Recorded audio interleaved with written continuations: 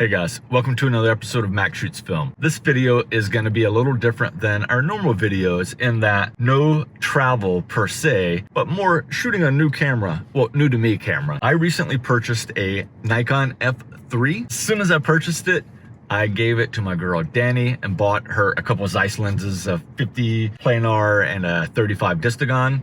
And as soon as I gave her that F3, I was like, you know what, I'd like to have one in my collection. Now, you know, I do shoot Leicas in a rangefinder style system, but there are a few key cameras that I'd like to own just because they're historically significant and I like them. And the F3 is absolutely one of those. So here's what we're gonna do. We're just gonna ride around town here in Phoenix, drive down the interstate, pull off exits when I see cool stuff, and just snap a few shots. Really to function test this camera, we'll shoot a roll of Kodak Pro Image 100. I'll meter it at 50 as always. I think I'm gonna stick with this 50mm planar today. It's short, easy to drive compared to the Distagon 35, which sticks out like this far. But along the way, I'll comment on some of the things that I really like about this platform and some of the big differences between the rangefinder system that I've been using, specifically the Leica M5. Okay, let's load this thing up with some film, take some photos.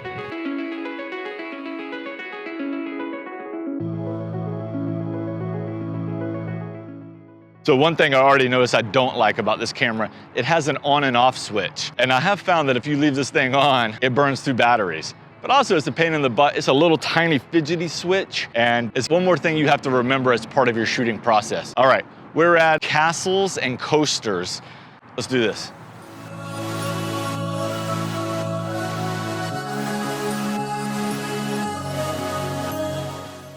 One thing I really like about this is Aperture Priority.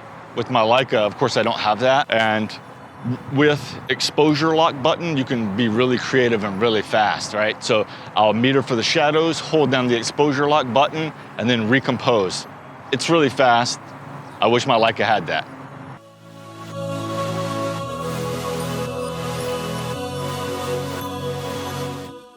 One thing about a SLR, they are, for me, difficult to focus. But I'll get used to it. Here we go. So not much there. If anything, I'll count that as a function check. Just a few shots, nothing terribly interesting. I do really love the 2,000th of a second shutter speed. Granted, it's only one stop faster than my Leica, but that can prevent you from having to break out an ND filter if you want to shoot in really harsh light with faster film, or if you want to shoot a shallow depth of field in harsh light. So that extra stop, I'm thankful for that. All right, there's College America right across from where I was shooting. I just like the pattern of the colors. I don't know how it's gonna work out, but let's give it a shot.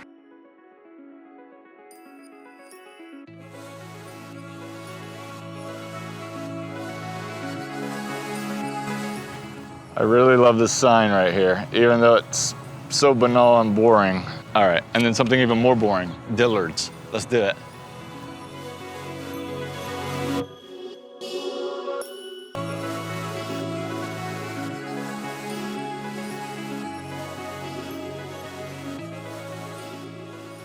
So it's kind of noisy out here, but there is an amazing super salad building that's being converted to something else. And I just love the way it's lit. I wish it didn't have this banner on it, but it is what it is. So I'm gonna try to capture it with the 50. Let's grab this shot.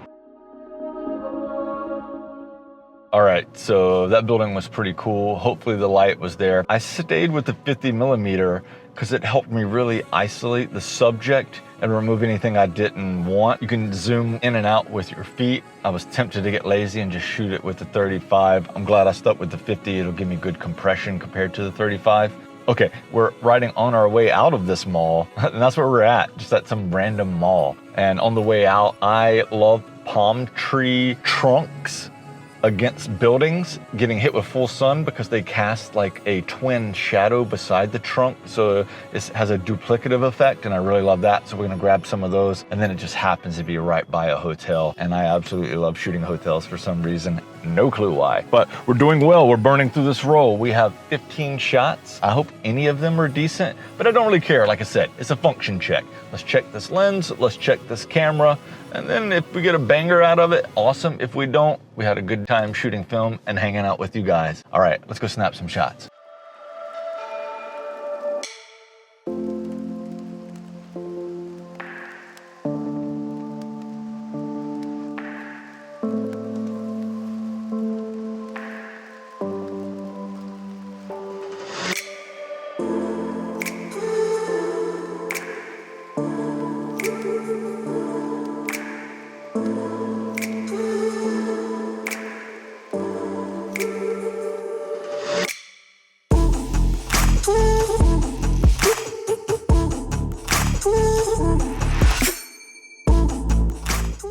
There is a rail yard here. Of course, there's a fence between me. I'm just trying to shoot over top of it. I think I'm gonna stay with the 50. I wanna get these canisters. I think they should look great in the light. We'll see how this ZEISS renders this. All right, F8 and B there, isn't that what they say?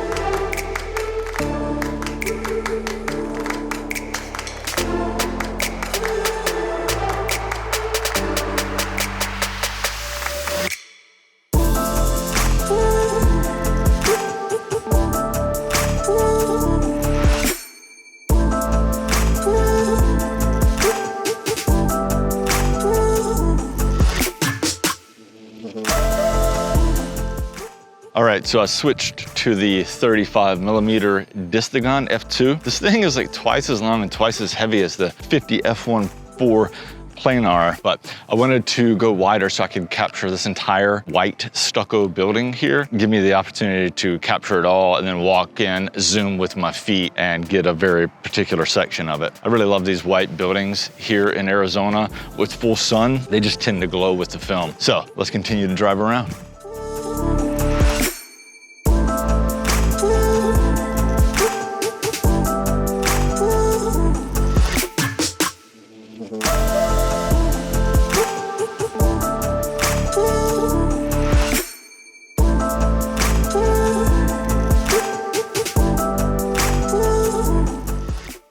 Okay guys, well, the roll is done.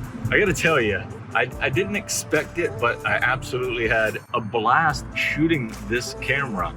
You know, if I wasn't all in on the rangefinder system, absolutely the Nikon F3 would be my SLR of choice. There's a lot of reasons for that, and let's go through some of the pros about this F3 from my perspective. One, first of all, is the ergonomics. It just feels great in hand. I love the weight and heft, and the weight of it really helps offset larger glass, so I appreciate that. Another pro is the 2,000th of a second shutter speed. I shoot a Leica, max 1,000th of a second shutter speed.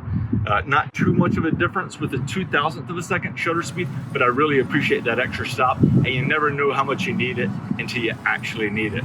I would say another pro is the endless lens selection with any Nikon F-mount camera. You have about 70 years of Nikon lenses. Voigtlander makes great glass, and of course ZEISS makes great glass as well. Another pro on this for sure is Aperture Priority. I absolutely love that, especially with the exposure lock function where I can quickly and easily, I know I want to shoot at f8, so I can just keep it at f8, heater for the shadows, lock my exposure, recompose, good to go. So I really wish my Leica had that. I know the M7s have that, but there's no way I'm buying that camera. And finally, the last one is kind of a pro and a con. It's the LCD meter screen, right? So the LCD meter clearly states what your shutter speed is. A plus and minus means you're right on the money. A plus means you're over. A minus means you're under. But conversely, that meter is aging. This camera came out in 1980, so they are getting long in the tooth. Google Nikon F3 LCD leakage. You'll see that that is a pretty big problem with these cameras. Cons absolutely are going to be the LCD that we just talked about, kind of a pro and a con. Battery life is one as well. But other than that, there's not too many negative things to say about it. I do want to say there's like 20 different focusing screens you can buy for this, 4 different viewfinders. There's multiple versions of this camera. Let's see. It's so modular and so easy to take apart. This is the traditional Nikon. Then there's a high point, which is for people with glasses, and there's multiple versions. So there was a ton of thought that went into this camera. It is an F-series camera, meaning it's a professional camera, and it really shows when you're shooting it, and it's an absolute joy. This wasn't a review of the camera. It was testing a roll for a camera that I bought that's gonna sit on the shelf and be shot occasionally. But I thought I'd bring you along, give you some exposure to the F3. And I really wanted to see what this ZEISS glass that I bought my girl would do. So I hope you enjoy the images. Be sure to check me out on Instagram, Max Shoots Film. Also, if you like the video, please give me a thumbs up. That really helps. If you're into this type of content, please consider subscribing to the channel.